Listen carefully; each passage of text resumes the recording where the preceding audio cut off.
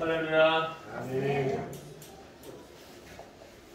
12월 주일 이 자리에 함께 모여서 하나님께 예배드리는 자리에 찾아오신 모든 성도님들을 주님의 이름으로 환영합니다. 우리가 함께 주변에 계신 분들과 함께 사랑의 인사를 나누며 예배로 나아갈 수 있도록 합니다. 사랑하며 축복합니다. 함께 인사 나누시기 바랍니다. 사랑하고 축복합니다. 사랑하고 축복합니다. 할렐루야. 네, 이 자리에 참으로 많은 분들이 찾아와 주셨는데요. 많은 성도님들이 함께 하신 이 자리에 하나님의 영광이 함께 하실 줄로 믿습니다. 우리는 세상을 살면서 참으로 많은 것을 바라보며 살아가고 있습니다. 주변을 둘러보면 참으로 많은 분들이 있고요. 그리고 여러 가지 물건들도 있고 동물들도 있을 수 있고 하늘의 구름이나 별이나 해들도 볼 수 있습니다. 아침에 일어나 눈을 뜨면 익숙한 방 안의 풍경과 내가 어제 하였던 일들에 대한 흔적들이 방 안에 남아있는 것을 볼 수가 있죠. 문을 열고 이제 문 밖으로 딱 나오는 순간 하나님께서 창조하신 아름다운 세상의 모습이 우리의 눈을 가득 담게 됩니다. 건물, 자동차, 나무 여러 가지 것들을 우리는 보면서 거리를 걸어가게 되죠. 그리고 우리는 이 본다라고 하는 것을 통해서 많은 정보를 수집하게 됩니다. 내가 어디로 가야 할지 알고 싶을 때도 핸드폰이나 아니면 지도를 보게 되기도 하고요. 자동차를 운전할 때도 표지판을 보면서 여러 가지 정보를 수집합니다. 저 사람이 누군가에 대해서 우리가 바라볼 때도 그 사람을 보는 것으로 우리는 우리의 정보를 수집할 때가 많이 있다는 것이죠. 그런데 우리가 본다라고 하는 말, 이렇게 본다라고 이야기를 하지만 어떻게 바라보면은 우리는 보는 것이 아니라 보인다라고 이야기를 할 수가 있습니다. 내가 무언가를 보는 게 아니라 그것이 나한테 보인다라는 것이죠. 왜냐하면 내가 관심이 없는 것들에 대해서는 우리는 보지 않고 살아가기 때문입니다. 내가 관심이 있는 것들은 열심히 잘 보면서 살아가지만 내가 관심이 없는 것들은 안 보고 살아가요. 군대를 보낸 부모님들의 이야기를 들어보신 적이 있을 겁니다. 아들이 군대 갔어요. 아들이 군대 갔는데 평소에는 군인들이 길가에 그렇게 많은 줄을 몰랐다는 이야기. 혹시 경험해 보신 적 있으신가요? 아들을 두신 부모님이라면 한 번쯤은 경험해 보셨을 겁니다. 혹은 남자친구가 군대에 갔어요. 남자친구가 군대 간 여자친구. 평소에는 군인 계급이 어떻게 되는지도 모르고 있다가 남자친구가 군대 가서 이등병이라는 걸 딱 가는 순간 얘 저녁일이 얼마나 남았지? 저녁일 계산부터 시작해서 계급이 어떻게 진급이 되는지까지 빠삭하게 다 알게 되는 그런 모습을 보게 됩니다. 저는 이제 차가 한 대 있어요. 올란도라고 하는 차입니다. 근데 그 차를요, 새로 구입할 때 전 올란도라고 하는 차가 있는 줄도 몰랐습니다. 그런데 이제 그 차를 사고 나서 보니까 길가에 왜 이렇게 그 차들만 눈에 들어오는지 몰라요. 열로 가도 올란도가 보이고 절로 가도 올란도가 보이고 심지어 주차장이 아파트 주차장에 올란도가 세 대가 저희 차 말고 세 대가 더 주차가 되어 있는데 평소에 그런 차들이 있는 줄도 몰랐습니다. 아 그냥 차구나 똑같은 차구나 했는데 이제 내가 관심을 가지고 바라보게 되니까 그것들이 보이게 되는 거예요. 아 우리 주차장에 나랑 똑같은 차가 세 대나 더 있구나. 그 사실을 알게 되었죠. 우리는 사랑에 대해서 이야기를 하면서 이와 비슷한 모습을 볼 수가 있습니다. 다른 사람에게는 내가 관심이 없고 내가 관심을 가지는 것은 내가 관심을 가지는 것 그것은요 내가 사랑하는 사람 마음을 쏟는 사람에게는 내가 관심을 가지지만 내가 관심이 없는 존재에게는 나는 시선도 주지를 않아요. 어린이집에서 혹은 교회에서 유치부 애들이 나와서 이제 율동을 합니다. 조금 전에도 지환이가 나와서 찬양을 했는데요. 지환이와 관계되어 있으신 분들이라고 한다면 아마 엄청 집중해서 보셨을 거예요. 그 관계가 깊으면 깊을수록 더 집중해서 얘가 어떻게 잘하나 못하나 그것을 보았을 겁니다. 반대로 아무런 관계가 없는 사람이라고 한다면 애기 하나 나와서 찬양하는구나 라고 그냥 끝났을 거예요. 전에 있던 교회에서도 이제 유치부 그 예능 대회 같은 걸 하게 되면은 학예 발표 같은 걸 하게 되면은 눈치 싸움이 시작됩니다. 좀 더 좋은 자리를 차지하려는 할아버지와 할머니들 그리고 부모님들이 조금 더 사진 찍기 좋은 자리 내 자녀들을 내 손자 손녀를 더 사진 찍기 좋은 자리를 찾기 위해서 앞쪽으로 와요. 예배 시간에 설교대로 앞으로 나오라고 하면은 절대로 안 나오시는 분들이 애들이 나와서 사회에 율동을 하면은 이야기를 하지 않고 시키지도 않았는데 자발적으로 앞에 나와서 뚫어져라 그걸 보고 있습니다. 엄청난 집중력이에요. 엄청 귀엽고 사랑스러워 보이죠. 우리는 그 마음을 알고 있습니다. 내가 마음을 쏟는 것, 나도 그 경험이 있으니까요. 내가 마음을 쏟고 내 마음이 가는 곳에 나의 시선이 가는 것이라는 것을 우리도 경험을 해봤으니까 그러한 부모님들의 마음을 알고 있습니다. 오늘 본문에서는요, 주님께서는 우리에게 사랑에 대해서 말씀하세요. 사랑에 대해서 말씀하시면서 단순히 그냥 너희가 사랑해도 말 좋고 안 해도 좋고 이런 것이 아니라 내가 너희에게 오늘 새로운 계명을 하나 주겠다. 반드시 지켜라 하는 그 계명은 내가 새로운 계명을 너희에게 주노니 너희는 서로 사랑하라. 이렇게 이야기합니다. 그렇다면 우리는 주님께서 말씀하시는 이 사랑을 어떻게 지켜나가야 할까요? 오늘 본문을 묵상하면서 우리는 주님께서 말씀하시는 그 말씀을 조금 깊숙이 한번 묵상해 볼 수 있기를 원합니다. 주님께서 어떻게 말씀하셨죠? 너희가 서로 사랑하면 세상 사람들이 너희가 내 제자인 줄 알 것이다. 이렇게 말씀하고 계십니다. 누군가를 사랑하기 위해서는 그 사람에게 대해서 일단 관심을 가져야겠죠.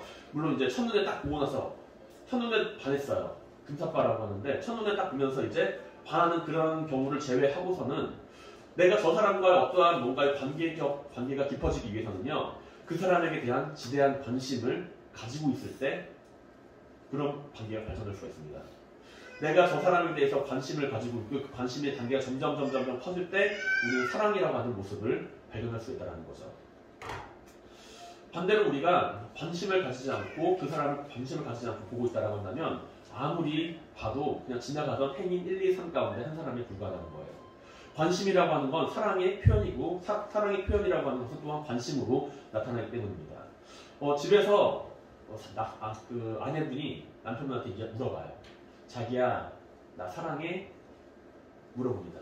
근데 남편이 쪽팔 딱 이렇게 누워가지고 리모컨을 딱딱 누르면서 그래 사랑해 라고 하면은 그 말의 진정성이 느껴지나요? 내가 사랑하냐고 물어봤을 때 정말로 무관심한 태도로 정말로 무관심하게 이야기를 하면서 사랑해 됐지? 라고 이야기를 할 때 그 모습에 대해서 진정성을 느끼나요? 아니라는 거죠. 이제 그날 저녁 반찬이 어떻게 나올지 그날 반찬이 홍자반에 김치 하나 그리고 밥 하나 그렇게 나올 수도 있다는 사실을 우리는 알고 있습니다. 우리는요 사랑이라고 하는 것에 대해서 이야기를 할 때 먼저 관심이라고 하는 것을 생각을 해봐야 돼요. 주님께서 서로 사랑하라 서로 사랑하라 서로 사랑하라고 하는데 우리는 마음속으로 이제 주님 사랑하고 싶은데 사랑이 마음에 들질 않아요. 주님 내가 저 사람을 사랑하고 싶은데 사랑할 수가 없어요. 이렇게 이야기를 하기 전에 내가 저 사람에 대해서 얼마나 관심을 가지고 있는가, 내가 저 사람을 얼마나 바라보고 있는가, 관심 있게 바라보고 있는가 그 사실을 바라보아야 한다는 것입니다. 주님께서는요 너희가 서로 사랑하면 내 제자인 줄 알리라 라고 말씀하세요. 그런데 우리는 내가 주님의 제자이기 때문에 나는 사랑하겠습니다 라고 이야기를 한다는 거죠. 비슷한 말이지만 조금 다릅니다. 우리는 주님을 따르는 제자라고 고백을 하죠. 나는 주님을 따르는 제자입니다. 믿음 안에서 주님을 따릅니다. 그리고 주님의 제자로 살아가는데 주님의 말씀에 순종하며 사랑하고 살기를 원합니다. 이렇게 이야기를 합니다. 그런데 주님께서는요 자신의 주변에 모여있는 제자들에게 그리고 우리에게 먼저 제시를 하세요. 너희가 서로 사랑하면이라고. 너희가 먼저 사랑하면 사람들이 내 제자인 줄 알 것이다 라고요. 이것은 우리가 바라보고 있는 관점과 조금 다른 출발점을 제시하고 있죠. 주님께서 이야기하는 주님의 제자라면 서로 사랑해야 합니다 라가 아니라 너희가 서로 사랑하면 너희는 주님의 제자인 줄 사람들이 알게 될 것이다 라는 이야기예요. A가 A이면 B이다 라는 논리는요 매우 단순한 논리입니다. A이면 B이다. A라고 하는 그 대전제의 값이 B라고 하는 결과값을 가지고 있다는 것인데 A라고 하는 그 명제가 B라는 결과가 틀리지 않다 하면 일반적으로 A라고 하는 그 명제가 합리적이라고 한다면 B라고 하는 결과가 당연히 따라오는 것은 당연합니다. 그 사실 우리는 알고 있어요. 지성이면 감천이다. 콩 심은데 콩난다. 팥 심은데 팥난다. 겨울이 오면 춥다. 이런 것에 대해서는 다들 동의합니다. 근데 이 A라고 하는 이 명제가 주관적으로 바뀌게 될 때 우리는 이 사실에 대해서 동의를 하지 않나요? A라고 하는 명제가 지극히 주관적이고 개인적이라고 한다면 우리는 이 주장에 대해서 인정하지 않고 반론을 제시하게 된다는 겁니다. 마포에 살면 미남이다. 인정하시나요? 남자라면 울지 말아야 한다. 이 자리에 계신 남자분들 인정하십니까? 여름이 오면 바다에 가야 한다. 산에 갈 수도 있죠. 산에 가고 싶은 사람 있잖아요. 마포에 살면서 평균적인 외모일 수도 있고요. 남자라면 이제 3번 울어야 한다고 하는 뭐 그런 이야기도 있긴 하지만 울고 싶을 때 많이 있습니다. 여름에 되면 꼭 바다에 가야 되나요? 뭐 산에 갈 수도 있고 해외로 나갈 수도 있고 뭐 집에서 뭐 그냥 에어컨 바람 쐬면서 소파에 누워있을 수도 있고 여러 가지가 있잖아요. A라고 하는 그 전제가 틀리게 되었을 때, 주관적일 때 우리는 B라고 하는 그 결과에 대해서 반론을 제기한다는 거죠. 그런데 주님께서는 오늘 우리에게 말씀하세요. 너희가 서로 사랑하면 사람들이 내 제자인 줄 알 것이다. 이 말씀이 주관적인 말씀일까요? 아니면 모든 사람들이 인정하는 이야기인가요? 어째서 우리가 서로 사랑하고 살면 주님의 제자라고 사람들이 이야기를 하는 것입니까? 주님께서는요, 사람들에게 관심이 매우 많으셨던 분입니다. 그 관심을 사랑으로 나타내 보이셨던 분이죠. 자신의 옷깃을 만진 그 혈루병 걸린 여인, 그 여인이 했던 그 모습을 놓치지 않을 정도로 자신을 믿고 따르는 이들에게 지대한 관심을 가지고 살아가셨던 분입니다. 아프고 힘들고 어려운 상황에서 주님을 찾아온 이들에 대하여 몸이 피곤하도록 그들을 돌보시며 관심을 보이신 분입니다. 하나님의 아들로서 하나님의 말씀에 언제나 순종하며 살아가셨지만 그 삶은 언제나 누군가를 향한 수동적인 사랑이 아니라 능동적인 사랑의 관심을 늘 가지고 있었죠. 주님의 사랑은요, 수동적으로 내가 하나님의 아들이기 때문에 너희를 사랑해 이게 아니라 내가 너희를 사랑한다 라고 하는 능동적인 사랑의 관심이었어요. 우리가 누군가의 졸업 제자로서 살아갈 때 필요한 것은 졸업장입니다. 내가 저 사람의 제자예요 라고 이야기를 할 때 우리는 그 사람에게 받은 추천장 혹은 졸업장과 같은 그 증서라는 것을 가지고 있을 때가 많이 있어요. 대학교를 졸업해도 졸업장이 있고요. 초등학교를 졸업해도 졸업장이 있습니다. 그 사실이 우리가 저 사람의 제자, 저 학교의 제자라는 것을 증거하는 증명서죠. 그 실력을 공증해주는 공증으로서 역할을 가지게 됩니다. 그렇다면 우리가 주님의 제자라고 하는 그 증거는 무엇이 있을까요? 스승의 제자로서 살아갈 때 스승께 받은 그 위임장이 없더라 하더라도 그 스승의 제자라고 하는 것을 우리가 알 수 있는 방법이 있습니다. 그 사람이 보였던 삶을 똑같이 살아가면 우리는 저 사람이 제자구나 라고 하는 것을 알게 돼요. 부모님과 자녀가 단순히 동사무소에서 띄워준 그 등본 때문에 부모 자식 간의 관계가 되는 건가요? 아니라는 거죠. 그 아이는 부모의 등을 보고 따라가면서 부모가 했던 그 일을 똑같이 보면서 따라갈 때가 많이 있어요. 그래서 아버지의 친구가 자녀를 바라봤을 때 너 아버지랑 똑같구나 라고 이야기를 한다는 거죠. 스승의 친구가 스승의 제자를 만났을 때 그 증서가 없더라 하더라도 스승이 졸업장을 받은 증거, 그 졸업장을 내밀지 않더라도 스승이 했던 그 말과 행동을 기억하고 똑같이 행동하며 따라갈 때 너 저 스승한테 참 잘 배웠구나 라고 이야기를 한다는 겁니다. 주님께서 우리에게 말씀하세요. 너희가 서로 사랑하면 세상 사람들이 내 제자인 줄 알 것이다. 왜냐하면 주님께서 세상 사람들에게 보여준 그 가치가 사랑의 가치. 수동적으로 내가 하나님의 아들이기 때문에 너희를 사랑해가 아니라 내가 너희를 사랑한다 라고 하는 걸 다가갔던 그 능동적인 가치. 관심을 가지고 그 관심을 표현하며 그 사람들을 바라보았던 그 사랑의 가치였기 때문에 너희가 서로 사랑하면 너희가 내 제자인 줄 사람들이 알 것이다 라고 주님께서는 말씀하고 계신다는 것입니다. 내가 주님의 사랑을 증거하는 삶은 주님의 제자이기 때문에 행하는 것이 아니죠. 그들을 사랑하는 것이 주님의 사랑을 증거하는 것이기 때문에 우리는 세상 사람들을 사랑하며 살아갈 수가 있는 겁니다. 사랑하는 성도 여러분, 주님께서 우리에게 맡겨주신 그 사랑의 가치, 그 가치는 주님께서 수여하신 믿음의 수요장임을 기억하시기 바랍니다. 믿음 안에서 행동하는 사람은 필연적으로 사랑을 가지고 살아갈 수밖에 없죠. 믿음 안에서 주님을 믿고 따르는 사람은 그 삶에 그 사랑이 필연적으로 자리를 찾게 된다는 겁니다. 그 사랑은 내가 주님의 제자이기 때문에 당신을 사랑합니다 라고 하는 그 사랑이 아니라 주님께서 사랑하셨던 그 사랑을 내가 가지고 살아갑니다 라고 하는 능동적인 사랑의 가치라는 겁니다. 종이로 만들어진 수료증이 없어도 국가에서 발행한 증명서가 없지 않아도 우리는 주님의 사랑의 모습으로 나타내 보임으로써 나와 주님의 관계를 증명할 수가 있습니다. 우리가 언제나 믿음 안에서 주님의 사랑을 나타내며 살아갈 때 사람들은 이로 말미암아 우리가 주님의 제자인 줄을 알게 될 것입니다. 수동적인 사랑이 아니라 능동적인 사랑으로 주님의 사랑을 전하는 모든 성도님들이 되시기를 주님의 이름으로 간절히 축원드립니다. 네. 오늘 본문 말씀 가운데 주님께서는요 또 제자들을 향하여 말씀하시면서 이것으로 말미암아 하나님께서 영광을 받으신다라고 말씀하고 계세요. 주님께서는 내가 너희를 사랑한 것 같이라고 이야기를 하시면서 앞서 말씀하실 때 이로 말미암아 내가 하나님께 영광을 받게 될 것이다. 그리고 하나님은 나에게 영광을 부어주실 것이다. 라고 이야기를 합니다. 주님께서 제자들을 어떻게 사랑하셨나요? 어떠한 모습으로 어떤 사람들을 사랑하셨나요?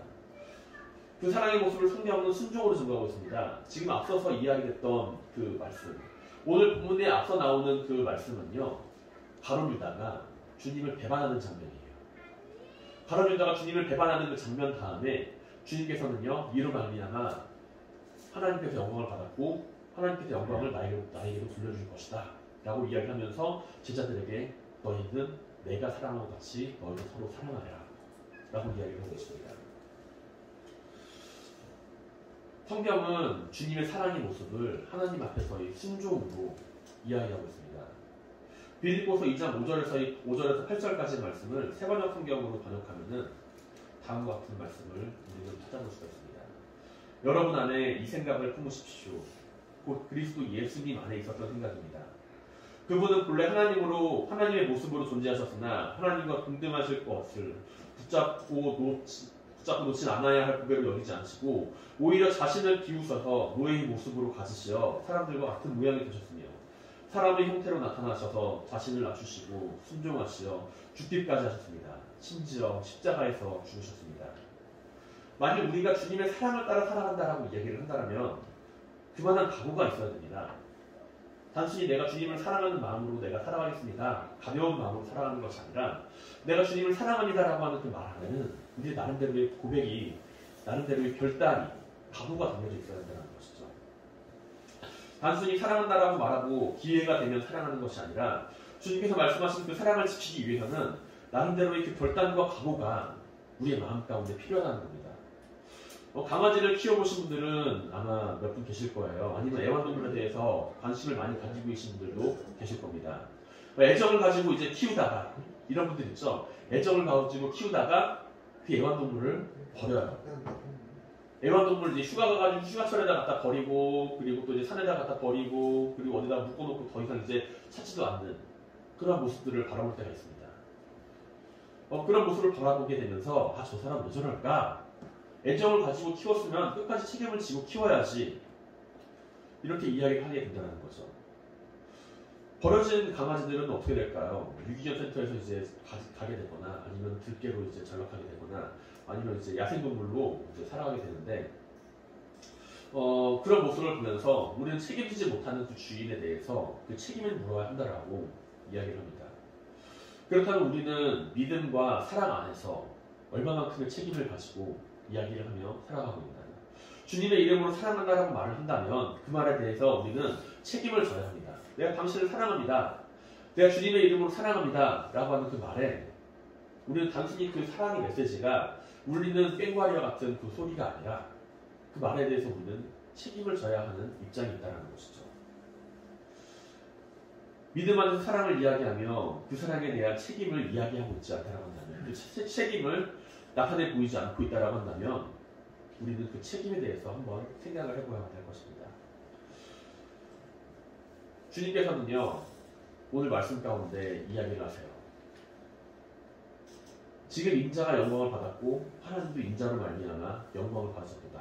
만약 하나님이 그로 말미암아 영광을 받으셨으면 하나님도 자기로 말미암아 그에게 영광을 주시리니 곧 주시리라.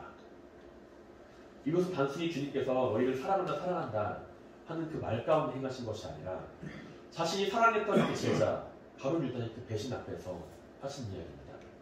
자신은 그를 위해서 사랑하는 마음을 품고서 살아가고자 했지만 자신을 배신하는 그 모습 가운데서, 그럼에도 불구하고 하나님께서 그 사랑하는 그 모습 안에서 영광을 받으시고 그 영광을 통하여 함께 일하신다. 그것을 우리에게 말씀하고 계시죠. 우리의 삶이 언제나 사랑으로 넘쳐날 수는 없습니다. 때로는 미움과 다툼과 시기와 질투와 같은 그러한 마음이 자리 잡을 수가 있습니다. 그러나 주님께서는요, 이러한 우리의 모습을 바라보시면서도 너희는 서로 사랑하라 라고 말씀하십니다. 그리고 몸소 가장 큰 돈을 보여주셨죠. 주님께서 말씀하시는 내가 너희를 사랑한 것 같이 라는 그 말씀 안에는 주님께서 제자들을 향하여 보여주신 그 희생과 그 헌신에 대한 책임이 또한 함께 담겨져 있는 것을 우리는 볼 수 있습니다. 단순히 그들이 필요로 하는 것만을 채워주시는 것이 아니라 그들을 향하여 죽기까지 사랑하시면서 복음의 메시지를 증거하고자 하셨던 주님의 말씀, 하나님의 말씀에 순종하고자 하셨던 그 주님의 모습이 그 모습 안에서 드러나 있음을 우리는 바라보게 됩니다. 주님께서는 많은 사람들을 사랑하셨죠. 이 세상을 사랑하면서 주님께서 이 세상을 살아가시면서 많은 사람들을 사랑하셨습니다. 많은 사람들이 주님을 찾아왔어요. 주님께서는 많은 것들을 그들에게 베푸셨습니다. 병든 자를 고치시고 배고픈 자를 먹이시고 그리고 안전뱅이나 그리고 죄 지은 자들을 용서하시면서 가장 하고자 하셨던 그 모습은요, 단순히 그들의 배고픔과 아픔과 질병을 치료해주시고자 하신 것이 아니라 그 모습을 통해서 하나님께서 영광 받으시고 그리고 그들 가운데 하늘나라의 복음이 선포되기를 주님께서는 계속해서 말씀하셨죠. 굳이 주님의 사랑을 가지고서 세상 사람들에게 사랑을 전했다라고 하는 이유를 우리가 말을 하고자 한다면, 내가 주님의 사랑으로서 세상 사람들을 사랑하겠다라고 이야기를 한다면 그들에게 먹을 것을 채워주고 그들이 원하는 바를 채워주는 것으로 끝나는 것이 아니라 내가 받은 가장 귀중한 것을 그들에게 전해야 합니다. 우리가 전하는 사랑은 빵이 아닙니다. 우리가 전하는 사랑은 단순히 병든 자에게 그 손을 잡아주는 것이 아닙니다. 우리가 전하는 사랑은 그것으로 말미암아 그들 가운데 복음이 들어가게 되기를 바라고 그들을 위하여 함께 기도해 주는 것입니다. 내가 누군가에게 관심을 가지고 있다고 한다면, 누군가를 정말로 사랑하고자 한다면 가장 좋은 것으로 우리는 그들을 향하여 채워줄 마음이 들려질 것입니다. 내가 가진 가장 중요한 것, 내가 가진 가장 소중한 것이 무엇인가요? 돈인가요? 명예인가요? 아니면 나의 힘과 나의 능력인가요? 그 모든 것보다 가장 중요하고 소중한 것인 복음이라는 것을 우리는 알고 있습니다. 내가 정말로 사랑하는 사람이 있다고 한다면, 정말로 그에게 관심을 가지고 있다고 한다면 복음을 전할 수 있길 바랍니다. 내가 그들에게 사랑의 책임을 가지고서 단순히 베푸는 것으로 끝나는 것이 아니라 그 책임을 다하되 끝까지 다하시며 그들 가운데 복음을 전하는 삶을 살아가시기 바랍니다. 그것이 바로 주님께서 말씀하시는 내가 너희를 사랑하는 것 같이 라는 그 말씀이라는 것이죠. 사랑하는 성도 여러분, 주님을 따르며 사랑의 책임을 가지고 세상을 살아가시기 바랍니다. 내가 오늘 누군가를 사랑하는 가운데 그 사람을 위하여 중보하고 기도하며 그 사람을 위하여서 물질의 헌신뿐만이 아니라 복음을 전하는 일에 있어서도 망설이지 말고 살아가시기를 간절히 바랍니다. 그리하여 우리가 주님의 사랑을 받은 자로서 그 사랑을 전하며 살아가는 성도님들이 되시기를 주님의 이름으로 간절히 축원드립니다. 말씀을 마무리하겠습니다. 오늘 본문인 31절을 보게 되면 주님께서 하신 말씀 가운데 한 가지 모습, 그가 나간 후에 예수께서 이르시되 지금 인자가 영광을 받았고 하나님도 인자로 말미암아 영광을 받아들이라 라고 하신 그 말씀을 기억하며 주님께서 베푸신 그 사랑을 우리가 전할 수 있길 바랍니다. 괴롭고 어려운 심정 가운데서도 주님께서는 사랑을 이야기하셨습니다. 우리가 편할 때만 이야기하는 사랑이 아니라 언제나 힘들고 어려울 때라도 그 주님의 사랑을 잊지 않고 그 사랑을 이야기하며 살아갈 수 있길 바랍니다. 너희도 사랑하라고 하는 그 말씀을 마음속에 새기며 그 책임을 가지고 우리가 서로가 서로에게 사랑을 전하는 성도님들이 되시길 바랍니다. 사랑하는 성도 여러분, 주님의 사랑을 바라보며 끝까지 우리도 주님께서 보여주신 것처럼 주변 사람들을 향하여 관심을 가지고 사랑하며 살아가시길 바랍니다. 주님께서는 제자들에게 말씀하시는 내가 너희를 사랑한 것 같이라는 그 말씀 안에서 그 책임을 잊지 마시길 바랍니다. 누군가를 사랑할 수 있다는 사실에 감사하며 우리를 이 자리에 함께 불러 모아주시고 함께 예배 자리에 함께 불러 모아주신 하나님께 감사하며 세상을 향하여 복음을 전하며 살며 사랑하는 모든 성도님들이 되시기를 주님의 이름으로 간절히 축원드립니다.